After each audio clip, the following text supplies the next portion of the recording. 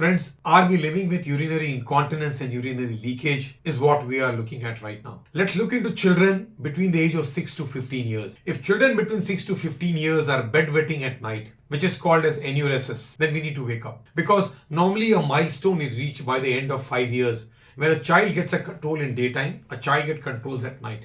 And the child should not be bedwetting. But because of extended milestone problems in a child, many children do bedwetting at night. Now, bedwetting or enuresis sadly is a common problem. It is again overlooked by parents, overlooked by society, and we think it's a natural phenomenon and it will get well on its own. Many a times, parents give them homeopathic and Ayurvedic medicines, hoping that it would probably get cured. Many a times, they look at the elder brother or elder sister and think that because they got recovered, this child also get recovered. But there could be children who do bedwetting twice a night, who do bedwetting twice a week, or who bedwet every day at night. And this is not right. We need to improve the morale and the performance of these children who are quite dejected about themselves, who get up in the morning wet, and they are quite low and down on their morale. So children between 6 to 15 years are treatable and curable of bedwetting. Let's wake up to this phenomenon. We need to identify what causes the nighttime excessive urination is because the milestone has not developed completely. So in children, bedwetting is a milestone disorder. It is treatable and curable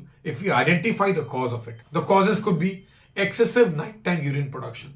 And therefore, many a times, we caution parents not to drink too much of water, beverages in the evening and night. We look at that their dinner happens at least 2 hours before they go to sleep. Not too much of drinking after that at night. We have got specific medicines to bring about change in the rhythm of the kidney, where production is paused if not halted at night, so that the too much of urine production does not happen. Don't forget, many of these children are actually very deep sleepers. They don't get up at night.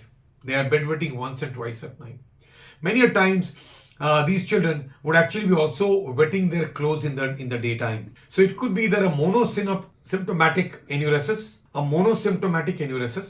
or it could be a polysymptomatic enuresis. That means some children would bedwet only at night, but some children beyond bedwetting at night would also be wetting their clothes in the school. So it's important for us to identify them.